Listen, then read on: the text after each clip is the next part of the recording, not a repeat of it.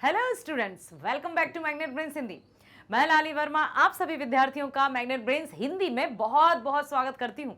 साथ ही साथ ये आशा भी करती हूँ कि आप सभी स्वस्थ होंगे, खुश होंगे, प्रसन्नचित होकर अपने सभी कार्य कर रहे होंगे और साथ ही साथ लाली वर्मा मैडम का वीडियो देखने भी बैठ गए होंगे, है ना।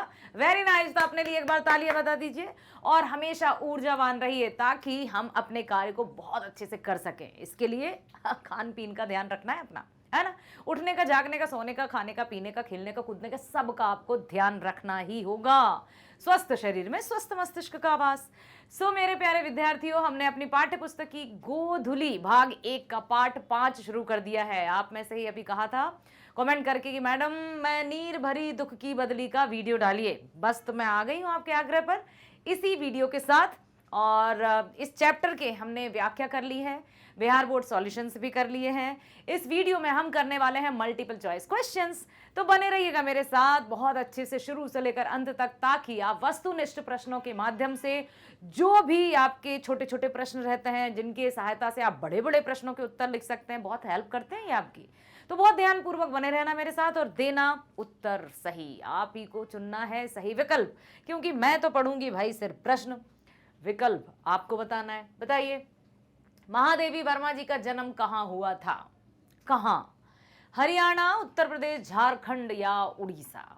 अब बताना है आपको कि महादेवी वर्मा जी का जन्म कहां हुआ था। Haryana? No. Uttar Pradesh? Yes. Jharkhand? No. Uttar Pradesh के फर्रुखाबाद, है ना, फर्रुखाबाद उत्तर प्रदेश। Very nice. अगला, महादेवी वर्मा का जन्म कब हुआ था? आप जन्म की तिथि बता दीजिए मुझे। 1905 में, 1907 में, 1906 में या 1995 में? हाँ, 1905, 7, 6 या 95। तो मैंने आपको याद है जब मैं पढ़ा रही थी तो मैंने बताया था इतने से इतने तक, वेरी इजी। कितने से कितने तक? मैंने बताया था आपको 1907 से 87, 80 ईयर्स। 80 ईयर्स, 80 बरस का जीवन काल वे जी कर गई और अमर हो गई हिंदी साहित्य में, है ना। तो 1907 ही उनका जन्म है। ओके, बहुत बढ़िया। आगे चलते हैं। उनकी शिक्षा दीक्षा कहां से हुई थी? शिक्षा दीक्षा प्रयाग, भुवनेश्वर, कश्मीर या पटना? देखो, शिक्षा दीक्षा की बात करें तो उनकी प्रारंभिक शिक्षा जो थी, उनकी माँ संस्कृत की अच्छी विदुषी थी, पिता भी अच्छे खासे विद्वान थे। पिता को फारसी उर्दू भाषा बहुत अच्छी लगती थी, तो उन्होंने महादेवी वर्मा जी के लिए एक मौलवी साहब को बुलाया कि मेरी बेटी को उर्दू सिखा दो।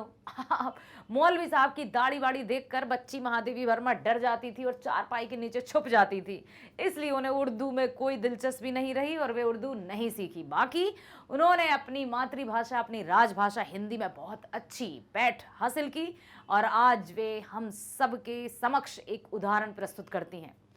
और महादेवी वर्मा जी ना केवल कवयित्री ही हैं, बल्कि रचनाकार, संस्मरण लिखती हैं, रिपोर्टाज लिखती हैं, कहानी लिखती हैं, उपन्यास लिखती हैं, नाटक लिखती हैं। भाई क्या नहीं लिखती क्योंकि वे सब कुछ लिखती हैं। कई पुरस्कारों से भी उनको नवाजा गया। ठीक है, तो उनकी जो शिक्षा दीक्षा थी वो हुई थी प्रयाग में। भारत सरकार ने उन्हें कौन सा पुरस्कार दिया? भारत सरकार द्वारा उन्हें पुरस्कार मिला था, कौन सा? साहित्य पुरस्कार, पद्मश्री पुरस्कार, पद्म भूषण पुरस्कार या भारत रत्न पुरस्कार? बताइए, याद है किसी को? उन्हें मिला था पद्म भूषण।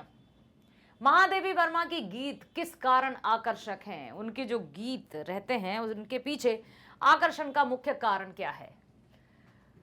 रचा मीन्स रुचि आती है उनके गीतों में, संगीतात्मकता है, या का और खा है दोनों, या इनमें से कोई नहीं? यस, उनके गीतों में संगीतात्मकता होती है, रुचि या रचाव भी आता है, क्योंकि उनके गीत जो रहते हैं बड़े ही मधुर हो जाते हैं उनकी कविताओं में। तो आई थिंक का और खा दोनों सही होना चाहिए, तो third option is right. Yes, very good, बहुत बढ़िया। इस कविता में प्रयुक्त अंकुर शब्द किसका पर्याय है? नए पौधे का, नवजीवन का, नए सपने का या सुनहरे भविष्य का? अंकुर। अंकुर क्या था?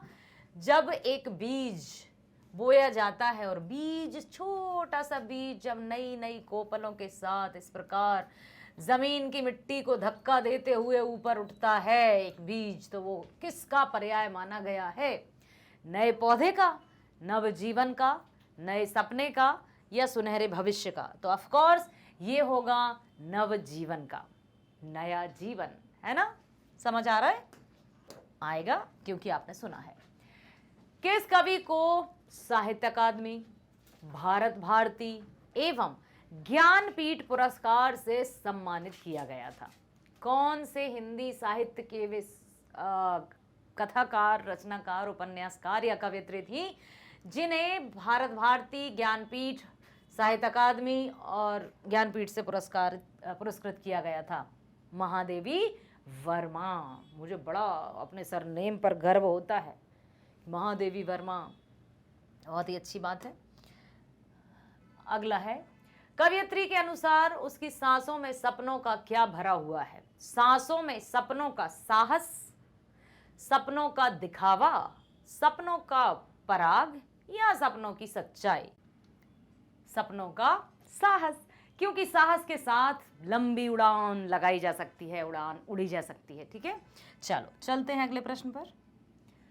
महादेवी वर्मा अपने आप को नीर भरी दुख की क्या कहती हैं? आवाज, बदली, सांसें या जीवन? तो ये तो आप सबको आ रहा होगा कि उन्होंने कहा है मैं नीर भरी दुख की बदली। अगला प्रश्न है, महादेवी वर्मा का काव्य संसार करुणा और किसका संसार है? करुणा भी है और साथ ही साथ संवेदना है, कविता है, वेदना है या संग्रह है? तो यहाँ पर करुणा के साथ महादेवी वर्मा जी की रचनाओं में और क्या मिलता है? खास तौर से मैं नीर भरी दुख की बदरी में कौन सी, आपने या ध्यान दिया कि जब भी हम पढ़ रहे थे तो लिखा था वेदना, या आपने देखा होगा कि वेदना से भरी हुई कवियत्री, उनके जीवन में बहुत वेदना रही है, दुख रहा है, दर्द रहा है। तो यही है कि करुणा के साथ और किसका संसार है? वेदना का संसार। कवियत्री ने किसे मलिन नहीं करने की बात की है? किसको मलिन? मलिन मीन्स क्या होता है? मैला, ठीक है, रास्ते, नदी, जमीन या घर। तो उन्होंने कहा है कि हमें किसी भी, मतलब जो मलिन रास्ते हैं या उन्हें एकदम स्वच्छ, किसी के पद चिन्ह भी ना हो, ऐसा रास्ता चाहिए अपने परमात्मा के निकट जाने का। तो उन्होंने रास्तों को मलिन नहीं होने के लिए कहा है और यही उन्होंने प्रार्थना की है। महादेवी वर्मा ने अपने करुणामय जीवन की तुलना किससे की? उनका जीवन है करुणामयी, वेदना से भरा हुआ, तो कांटों भरे गुलाब से, फूल भरे उपवन से, नीर भरी बदली से या सहज सुखमय सपने से? महादेवी वर्मा ने अपने करुणामय जीवन की तुलना किससे की है? स्पष्ट लिखा है कविता का नाम, मैं नीर भरी दुख की बदली। ठीक है, महादेवी वर्मा कैसी कवियत्री हैं? बताइए कैसी कवियत्री हैं? प्रयोगवादी, छायावादी, प्रगतिवादी या हालावादी? यदि आपको याद है कि मैंने बताया था कि छायावाद के 4 आधार स्तंभ माने जाते हैं। कौन कौन? एक बार फिर से मैं बताती हूं, इन्हें याद रखिएगा। जब भी आप कोई भी कॉम्पिटिटिव एग्जाम्स देंगे, उसमें प्रतियोगी परीक्षाओं में हिंदी से संबंधित प्रश्न आते ही आते हैं और छायावाद से रिलेटेड भी प्रश्न आ ही जाता है। तो छायावाद के 4 प्रमुख आधार स्तंभ हैं। पंत, ठीक है, पंत अर्थात सुमित्रानंदन पंत, प्रसाद, जयशंकर प्रसाद, वर्मा, महादेवी वर्मा, निराला, सूर्यकांत त्रिपाठी निराला। ये 4 छायावाद के आधार स्तंभ हैं। मैं पूरा नाम भी लिख देती हूं तो आप स्क्रीनशॉट लेकर रखिएगा इसका। ठीक है, सुमित्रानंदन पंत प्रकृति के चितेरे कवि, चहीते कवि माने जाते हैं। राष्ट्र कवि की उपाधि भी मिली है सुमित्रानंदन पंत जी को। ठीक है, याद रखिएगा। जयशंकर प्रसाद जी छायावाद के प्रवर्तक माने जाते हैं। ठीक है, जयशंकर प्रसाद जयशंकर प्रसाद जी,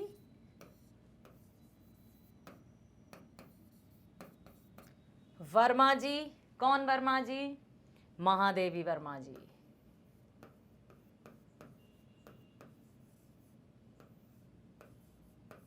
महादेवी वर्मा जी। और निराला सूर्यकांत त्रिपाठी निराला। याद रखिएगा, त्रिपाठी निराला। इनकी जो रचनाएं अक्सर निराला के नाम से आती हैं क्योंकि इनको, अब देख लीजिए ये कौन है, ये छायावाद के आधार स्तंभ माने जाते हैं ये चारों कवि। ठीक है, समझ में आया? याद रखिएगा ताकि आपको ये इन फ्यूचर भी काम आ जाए। आप ले सकते हैं इसका स्क्रीनशॉट।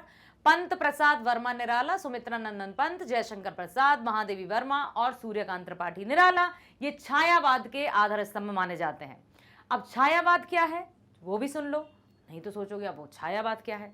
देखो, ऐसे कवि या ऐसे रचनाकार जिन्होंने अपने मन के भावों को, मन की भावनाओं को प्रकृति के साथ तालमेल बिठाकर, सामंजस्य बिठाकर रचना की है। मतलब प्रकृति और मन के भावों को एक साथ मिलाकर जिन्होंने रचना की है उसे छायावाद कहा जाता है। और छायावाद के 4 आधार स्तंभ हैं पंत प्रसाद वर्मा निराला। ठीक है, तो महादेवी वर्मा कैसी कवयित्री हैं? महादेवी वर्मा छायावादी कवयित्री हैं, याद रखना, भूलना नहीं। महादेवी वर्मा में किसके माध्यम से प्रगति का नया रूप दिया? बिंबों और प्रतीकों के माध्यम से, शिक्षा के माध्यम से, भाषा के माध्यम से या कविता के माध्यम से? महादेवी वर्मा ने किसके माध्यम से प्रकृति को नया रूप दिया? तो उन्होंने दिया है बिंब और प्रतीक। क्योंकि बिंब और प्रतीक समझते हो आप, जैसे अंग्रेजी में हम सिंबल्स कहते हैं, वही होते हैं बिंब या प्रतीक। जैसे इसका सिंबल ये है तो इसका ये है, ठीक है, उनको हिंदी में प्रतीक या बिंब कहते हैं। अगला है, उनकी काव्य भाषा प्रायः किस शब्दों से निर्मित है? तपनक, तद्भव, देशज या तत्सम? तो कैसे शब्दों से मिलकर उनकी काव्य भाषा है? तत्सम है, देशज है, तद्भव है, क्या है? तत्सम। क्योंकि उनकी कविताओं में संस्कृत के अधिक शब्दों का प्रयोग किया जाता है और संस्कृत के जो शब्द एज इट इज हिंदी भाषा में ले लिए जाते हैं उन्हें तत्सम शब्द कहते हैं। पता है ना तत्सम कैसे शब्द कहलाते हैं? जो संस्कृत भाषा के हैं और संस्कृत भाषा से हिंदी में ले लिए गए हैं यथावत या एज इट इज, उनको तत्सम कहते हैं। तद्भव, तद्भव मतलब उनका रूप में परिवर्तन हुआ, अर्थात संस्कृत के ऐसे शब्द जो हिंदी में परिवर्तित किए हैं। जैसे हस्त का हाथ कर दिया, दुग्ध का दूध कर दिया, है ना, इस तरह के शब्द। तो उनके शब्दों में तत्सम शब्दावली मिलती है। बदली का जल किसके लिए होता है? अपने लिए, सृष्टि के लिए, गैरों के लिए या दुश्मनों के लिए? तो होता है सृष्टि के लिए, समस्त जन के लिए, समस्त प्राणी जगत के लिए। जब कवयित्री रोती है तब सारा संसार उस पर क्या करता है? बरस पड़ता, रोता है, हंसता है या मजा लेता है? बताओ, कवयित्री ने कविता में क्या बताया है? हंसता है, अक्सर, बिल्कुल सही बताया है। और ये आप भी याद रखना कि कभी भी अपने दुखों की चर्चा किसी के सामने मत करना। किसी के सामने मीन्स हर किसी के सामने, क्योंकि जो आपके अपने होंगे वो आपके फेस को रीड कर लेंगे, वो आपके मन में छुपे हुए दर्द को भी महसूस कर लेंगे, तो उन्हें आपको बताने की आवश्यकता ही नहीं होगी। और जिनको हम बता देते हैं कि अरे भाई ये अपना है, ये हमारा है, हमारे साथ तो कब से है, हम उनको अपना सारा चिट्ठा खोल कर रख देते हैं और वो क्या करते हैं? उसके मज़े लेते हैं, हंसते हैं, दूसरों के सामने हमारी खिल्ली उड़ाते हैं कि देखो बड़ा बनता था, अब आ गया ना ऊंट पहाड़ के नीचे। कई सारी ऐसी बातें हैं, तो इसलिए अपने दुख को अपने तक सीमित रखो, वही सही है। कवयित्री के आंसू किस भाव की अभिव्यक्ति हैं? निराशा की, शारीरिक दुख की, पति वियोग की पीड़ा की या प्रेम वियोग की वेदना की। यहाँ पर उन्होंने प्रेम वियोग की वेदना, प्रेम परमात्मा से भी प्रेम हो सकता है, प्रेमी से भी प्रेम हो सकता है, जिसको भी हम चाहते हैं। प्रेम तो हृदय में रहता है ना, किसके प्रति है वो पर्सन टू पर्सन वेरी करता है। बादल का अपना कौन नहीं होता, बादल का अपना कौन नहीं होता, आकाश के तारे, आकाश का कोई कोना, चमकता सूर्य या मुस्कुराती चांदनी। बादल का नहीं होता, आकाश का कोई भी कोना बादल का ही नहीं होता। हमें लगता है बादल तो आकाश में है, लेकिन उस बादल से तो जाकर पूछो, उसे तो आकाश का कोई भी कोना अपना सा नहीं लगता। ऐसा ही है जो अक्सर हमें बहुत खुश प्रसन्न नजर आते हैं ना, क्या पता उनके मन में, उनके दिल में कौन सा दर्द छुपा हो। महादेवी वर्मा के जीवन इतिहास का क्या परिचय है? कल जन्म लेना और आज मरना, आजीवन सुख में रहना, दुख का जीवन साथी बनना या सपनों में एकदम मस्त रहना। तो उनके अनुसार जीवन इतिहास का परिचय है कल जन्म लेना है और आज मरना है। मतलब जीवन तो नश्वर है, यथार्थ क्या है? जिसका जन्म हुआ है उसकी मृत्यु तो है।